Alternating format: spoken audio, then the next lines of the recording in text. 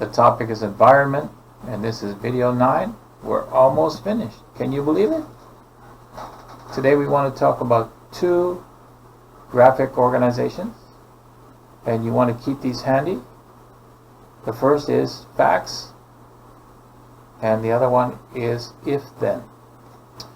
The topic is about who is going to be given priority, fishermen or miners.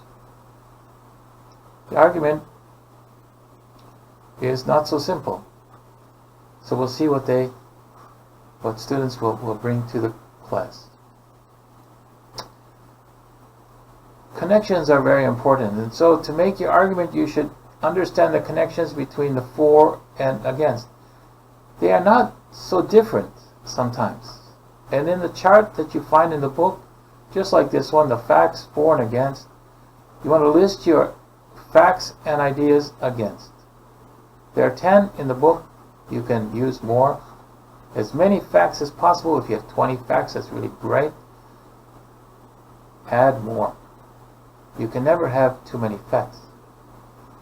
But when you want this piece of paper is very important. If you put it down on a piece of paper, like a computer, so you can print it out easily, then when you are in the debate, if you hear of an argument that you're not familiar with and you are challenged, you can use this for and against very quickly, because these facts are facts, and if you are against, you hear the facts, you have against arguments. It's just like a really easy to read, ready to find, and because you already have over the last few weeks talked about this back and forth, found your arguments, talked about it, how to change it, is like in English we say a cheat sheet. So this is very important, and you want to take it with you to your debate, because you always need quick look up things. But arguments do not work well in reverse. Once you start the argument, you can't go back and say, well. No. In discussion maybe, but not in debate.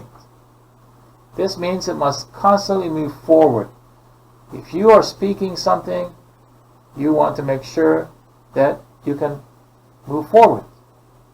In English, this can be done using the if-then idea. If-then, is an easy causal argument. But it's not always so easy, and it's good practice. Using the graphic organization ideas, which are in your book, you make the graphic using the if-then connection. That connection, if this is true, then this cannot be true. Or if this is true, if this is not true, then this should be true. And so this will fine-tune your arguments, and using the graphic ideas you made before, it'll be easier. Understanding this is a constant. If-then doesn't change. But they are not always in sync. They don't always work together.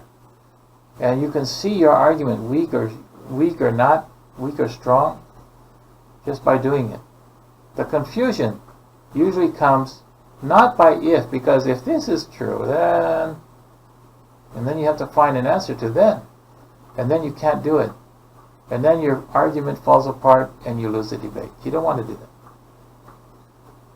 Answer as many of these if-then sequences will create strength in the rebuttal and response.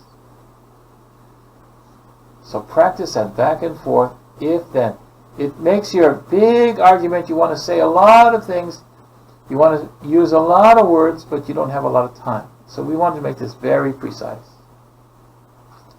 So many points can be made, but most are not relevant. So a lot of arguments, they go, this is the point, but then this and this is not focused on the point. What is your point? That's why your statement has to be very focal, very focused on a point. Not many points.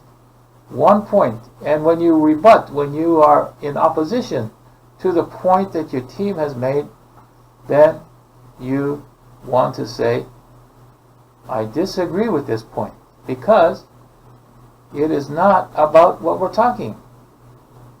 And then you can give your point.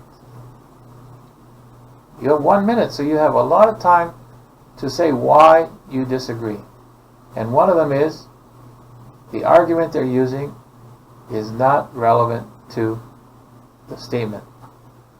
That's easy to do, and we have to be careful. You want to listen for it, and that's why your statement is in the middle of this picture. You want to make sure that everything you say is related to this statement. How is it related? You have a little time to argue, but it has to be related. And if you are challenged about it, why is it not related? You have to have some support.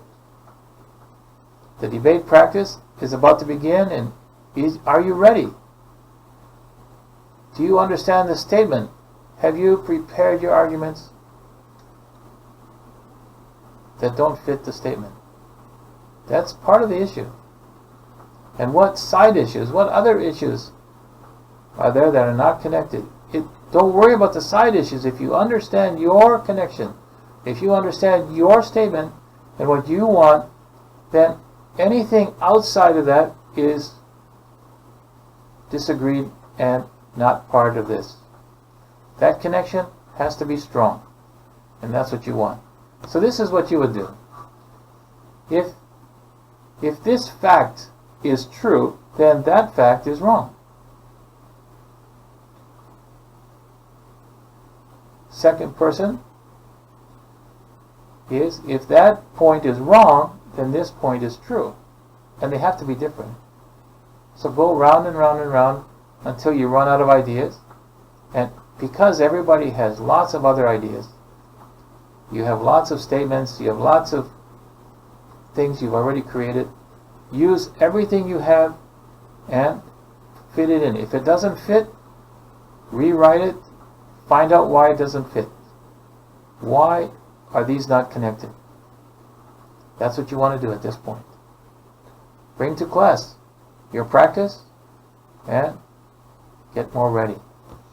This week you have practiced your arguments, facts, and not so many facts. Against facts. Everything is facts. Facts for, facts against. You don't have no facts. You need facts for and against. Or, if it's not there, then it's not a fact, it's an opinion. And you don't want opinions, you want facts to back your statements. How did you do? Did you get one circle worked through? What about 2 or 3? Well, we hope. And you've begun to practice for the debate. Every class is about practicing for the debate. Because after these videos are finished, you still have to practice and work through issues for the debate, because it's coming soon and you want to have confidence and you want to have everything written down that you're going to say before, with support, if you are challenged. Do you feel ready? Hopefully you are a little bit more ready than you were not too long ago. To the final video.